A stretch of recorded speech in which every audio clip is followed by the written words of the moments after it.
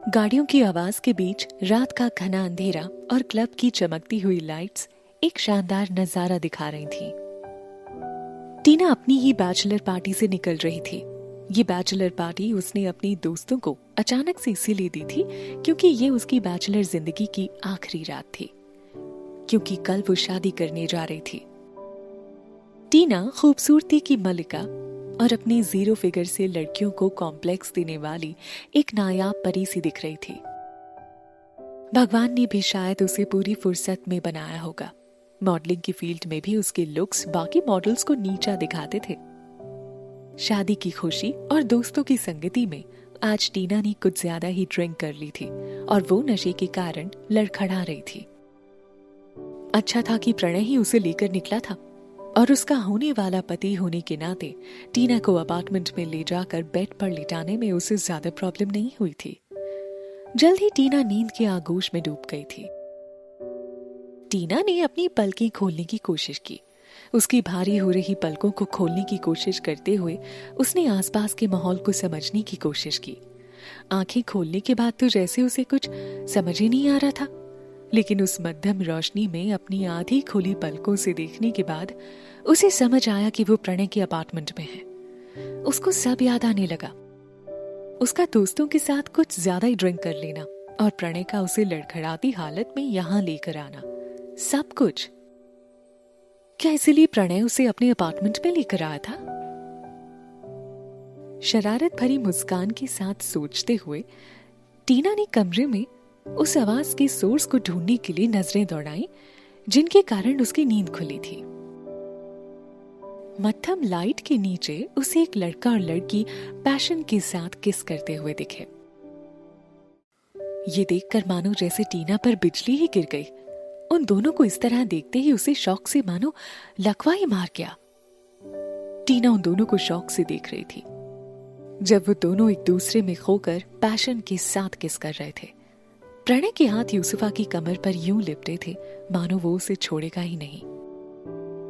प्रणय, हाँ वो ही प्रणय था जो कल उससे शादी करने वाला था।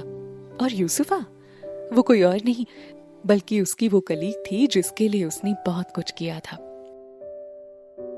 ये सब देखकर उसका दिल मानो धड़कना ही भूल गया था। क्या ये सच में प्रणय है? टीना को कमरा घूमता हुआ सा लग रहा था। बस भी करो, टीना जाग जाएगी, प्रणय यूसुफा से बोला। यूसुफा ने उसे और टाइट हग करते हुए कहा, वो कल से तुम्हारी वाइफ बनेगी और आज से ही तुम उससे डर रहे हो? प्रणय उसको रेसिस्ट नहीं कर पा रहा था। वो उसके करीब आता हुआ बोला, डार्लिंग हम दूसरे कमरे में चलते हैं, टीना जाग गई तो इशू हो जाएगा। उसकी मधोशी बढ़ती ही जा रही थी। वो दोनों एक दूसरे में खोते हुए वहां से चले गए और बेड पर लेटी टीना उन दोनों को एक दूसरे में खोया हुआ देख नहीं पाई और उसने अपनी आंखें बंद कर ली। भले ही टीना की आंखें बंद थी लेकिन उसके कान खुले हुए थे और उन दोनों की तेज सांसों से लेकर वो उनकी हर बात सुन पा रही थी।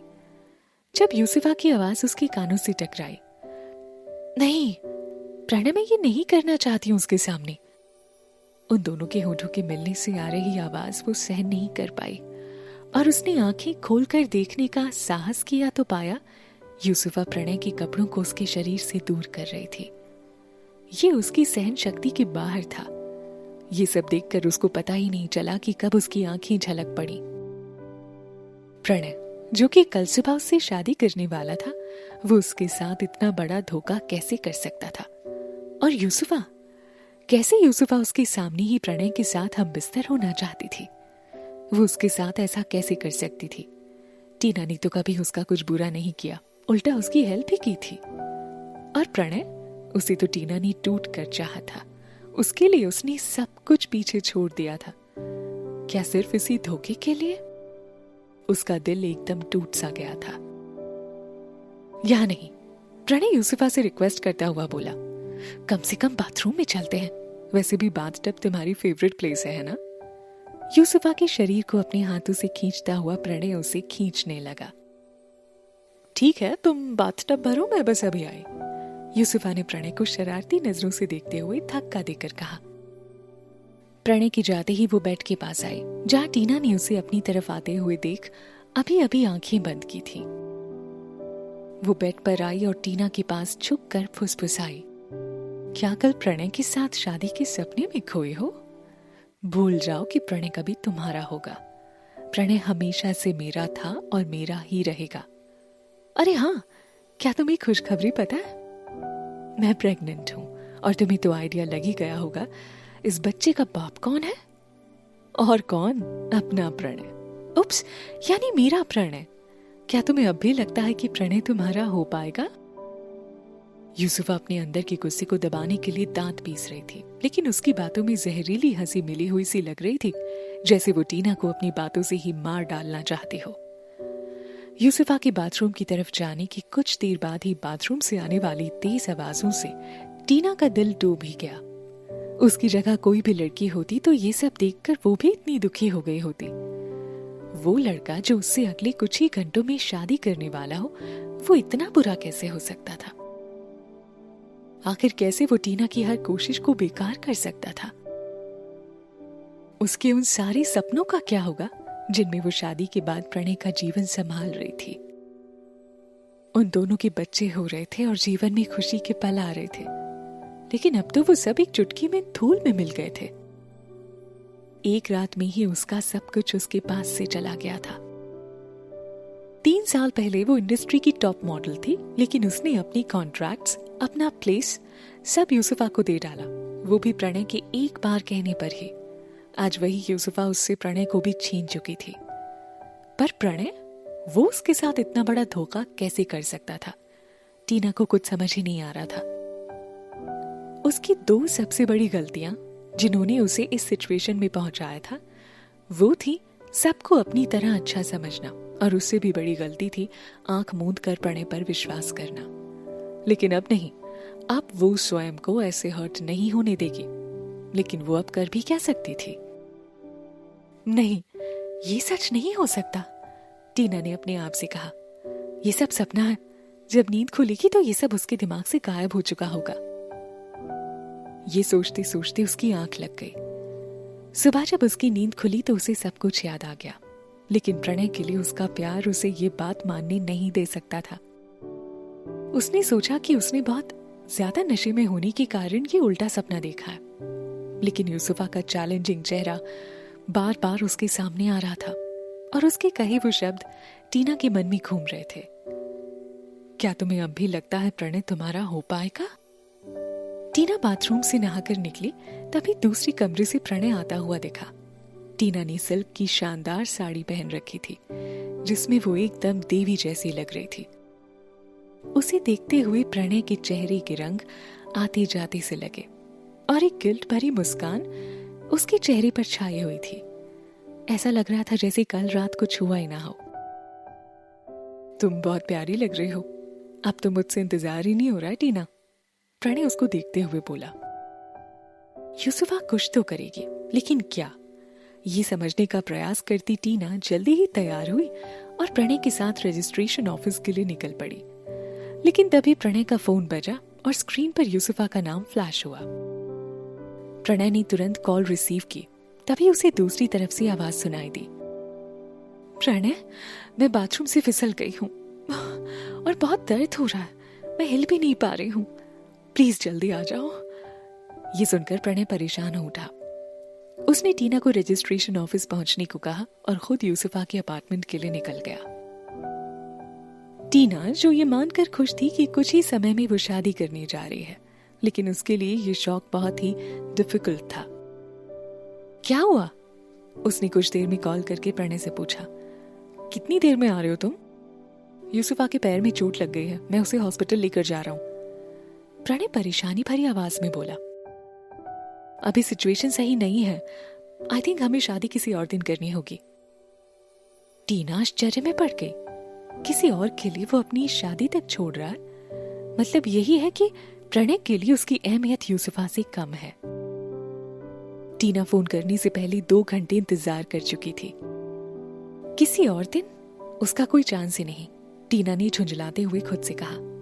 वो बहुत उदास हो गई थी, उसे बहुत दुख हो रहा था। वो जैसे ही घर जाने के लिए निकलने को हुई कि तभी उसकी नजर एक हैंडसम लड़के पर पड़ी। उस लंबे और हैंडसम लड़की ने नीले रंग का शर्ट और ब्लैक पैंट पहन रखी थी, जिसमें उसका शानदार व्यक्तित्व और खिलकर नजर आ रहा था। वो किसी हीरो से कम नहीं लग रहा था। अचानक टीना शॉक में पड़ गई, क्योंकि वो शख्स कोई और नहीं, रणविजय रावत था, RR एंटरटेनमेंट का CEO। टीना जब फेमस थी तब एक बार उससे किसी अवार्ड फंक्शन में मिली थी। इस इंडस्ट्री में ऐसा कोई नहीं था जो इस इंडस्ट्री के किंग को ना जानता हो। वो यहाँ क्यों आया होगा? अभी टीना के मन में ये चल ही रहा था कि तभी रणविजय का असिस्टेंट उसके पास आया और उसकी आवाज टीना को सुनाई देने लगी। सर, रूही फोन नहीं उठा रही है और ना ही वो अभी तक यहाँ आई है। रणविजय के चेहरे पर कुछ परेशानी सी दिखाई देने लगी, लेकिन उसकी आवाज में एटीट्यूड साफ झलक रहा था। उसे कांटेक्ट करो और कहो कि अगर वो 10 मिनट में यहाँ नहीं आई तो उसे आने की कोई जरूरत नहीं है। असिस्टेंट हिचकिचाया, फिर उसने रणविजय को कहा, सर एक्चुअली उसने मैसेज किया है कि वो जिस लड़की से प्यार करती है वो उसके साथ जा रही है और वो आपसे शादी नहीं करना चाहती। रणविजय ये सब सुनकर बोला, हाँ कोई बात नहीं, इट्स हर लॉस। रणविजय गुर्राया, तुम्हारे पास आधा घंटा है, कोई भी लड़की ढूंढ कर लाओ, शादी तो मैं आज ही करूंगा। असिस्टेंट ये सुनकर चक्कर में आ गया। आधे घंटे में लड़की को ढूंढना और उसे रणविजय से शादी करने के लिए तैयार करना बहुत मुश्किल काम था, लेकिन उनके पास और कोई ऑप्शन भी तो नहीं है। अपने चक्कर खाते मन में ये सोचते हुए वो जल्दी से फोन पर किसी का नंबर मिलाने लगा। रणविजय भले ही एंटरटेनमेंट इंडस्ट्री का किंग था, उसके आगे बड़े बड़े मॉडल्स, एक्टर्स, प्रभावशाली लोग सब झुके हुए से नजर आते थे, लेकिन इस सिचुएशन में वो भी थोड़ा परेशान दिख रहा था। उसके परिवार का उस पर लगातार दबाव बना हुआ था कि वो शादी कर ले। यहाँ तक कि एक अमीर परिवार की लड़की से शादी के लिए वो उसे बहुत फोर्स कर रहे थे। रणविजय को जितना अपने काम से प्यार था, उसका 1% भी किसी लड़की से नहीं था। वैसे भी वो अपने परिवार द्वारा पसंद की गई लड़की से शादी नहीं करना चाहता था, इसीलिए उसने अपने असिस्टेंट की हेल्प से एक लड़की से शादी करने का प्लान किया था। उसे बिल्कुल भी आइडिया नहीं था कि उसका प्लान ऐसे फेल हो जाएगा। रणविजय की पोजीशन और इंडस्ट्री में इस पोजीशन के कारण हजारों लड़कियां उसके पीछे पागल थीं और उसके एक इशारे पर बिच जाने को तैयार हो जाती, हजारों झूठ बोलने को तैयार हो जाती। अचानक वहां खड़ी टीना के मन में एक आइडिया आया और उसने आगे बढ़कर उस आइडिया को पूरा करने का निर्णय किया। वो अचानक रणविजय के सामने पहुंची और बोली, हेलो रणविजय जी, आप जिस लड़की से शादी करने आए हैं वो यहाँ नहीं आई, और मैं जिस लड़की से शादी करने वाली थी वो भी यहाँ नहीं आया है। हम दोनों की सिचुएशन सेम ही है, फिर क्यों ना हम दोनों आपस में शादी कर लें? रणविजय का असिस्टेंट ये सुनकर शॉक हो गया। इस लड़की के अंदर इतनी हिम्मत कहां से आई? ऐसा सोचते हुए उसके पैर जैसे वहीं जम गए। रणविजय एक सेकंड के लिए हड़बड़ाया और फिर होश में वापस आकर बोला, तो तुम कह रहे हो क्या हम शादी कर सकते हैं? उसने अपनी ग्लासेस उतार दिए और टीना को ऊपर से नीचे तक देखने लगा, मानो अपनी आंखों से उसका एक्सरे कर रहा हो। 1 मिनट बाद उसने अपने असिस्टेंट को बुलाया और कहा, मुझे इस लड़की की सारी डिटेल्स चाहिए 1 मिनट के अंदर। उसका असिस्टेंट टीना को पहचानता था। उसने तुरंत ही एक गूगल सर्च किया और सारी फाइंडिंग्स रणविजय को दिखाई। सारी डिटेल्स पढ़ने के बाद रणविजय ने अपने होंठ को काटते हुए कहा, लेट्स गेट मैरिड। प्रणय ने उसके प्यार का ऐसे मजाक उड़ाया था जिससे टीना बहुत दुखी थी। बाकी लड़कियों की तरह टीना खुद को कमजोर और इमोशनल नहीं समझती थी, पर प्रणय के धोखे से वो टूट सी गई थी। हालांकि उसके धोखे ने उसे एक ऐसी अपॉर्चुनिटी दी थी जिससे वो प्रणय से बदला ले सकती थी, वो भी एक नए तरीके से। उन दोनों का मैरिज प्रोसीजर बहुत जल्दी निपट गया। आधे घंटे में ही उसे रणविजय की पत्नी घोषित कर दिया गया।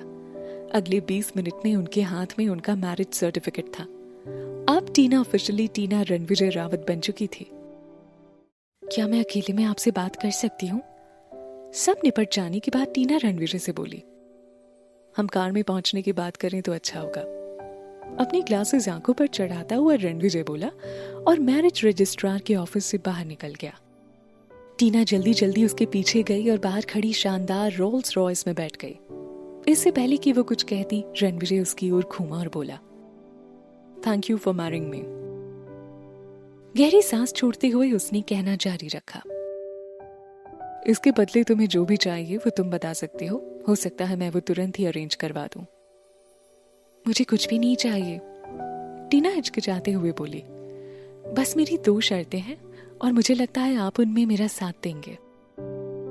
रणविजय कुछ शांति के साथ कार में आराम से बैठते हुए बोला, बेहिचक कहो क्या शर्तें हैं। पहली शर्त तो ये है कि जब तक ऐसी सिचुएशन ना आ जाए कि आपको बताना ही पड़े, तब तक प्लीज आप हमारी शादी को पब्लिक नहीं करेंगे। टीना होठ चबाती हुई सी बोली। और दूसरी बात यह है कि आप मेरे पर्सनल मैटर में दखल नहीं देंगे। चिंता मत करिए रणविजय जी। रणविजय को परेशान होता देख टीना बोली, आप आज से मेरे पति हैं और आप मेरे साथ रहें या नहीं, लेकिन मैं ऐसा कोई काम नहीं करूंगी जिससे हमारे रिश्ते में कोई प्रॉब्लम आए, चाहे वो किसी और आदमी के पास जाने की बात ही क्यों ना हो। रणविजय उसकी बात सुनकर मुस्कुराया और कार का एसी ऑन करता हुआ बोला, तुम्हारे पास 6 महीने का वक्त है, तब तक तुम अपने सारे पर्सनल मैटर निपटा सकती हो। मैं तुम्हें तंग नहीं करूंगा। उसके बाद हम इस शादी का अनाउंसमेंट सबके सामने करेंगे और एक ग्रैंड मैनर में रीति रिवाजों के साथ शादी करेंगे। थैंक्स, टीना खुश होते हुए बोली। टीना भी यही चाहती थी। लेकिन क्योंकि अब हम शादीशुदा हैं, हम अकेले नहीं रहेंगे।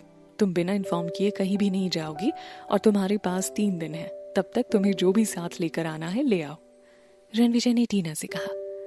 हालांकि वो दोनों शादीशुदा थे, फिर भी रणविजय की ऐसी बात टीना को जस्टिफाइड लगी और उसने बिना वक्त गवाए कहा, ओके।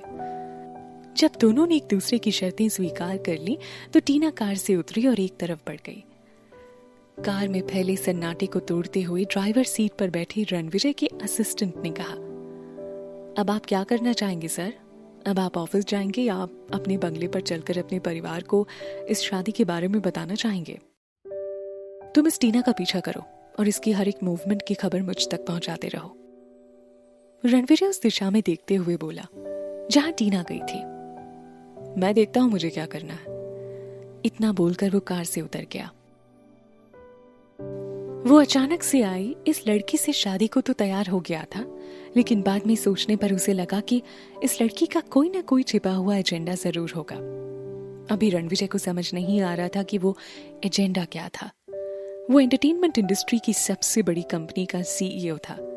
जहां तक उसे अब याद आ रहा था, उसने टीना के बारे में 3 साल पहले बहुत कुछ सुन रखा था। 3 साल पहले वो एक सेलिब्रिटी मॉडल थी जिसने सभी को पीछे छोड़ रखा था, लेकिन अचानक ही उसने कई बड़ी एंटरटेनमेंट कंपनियों के ऑफर ठुकराने शुरू किए, जिसके कारण उसे ब्लैकलिस्ट भी कर दिया गया। बाद में खबर आई कि उसने प्रणय की छोटी सी कंपनी का कॉन्ट्रैक्ट साइन किया है। इस खबर से पूरी इंडस्ट्री हैरान हुई थी कि उसने इतनी बड़ी कंपनियों को छोड़कर इस छोटी सी कंपनी को क्यों ज्वाइन किया।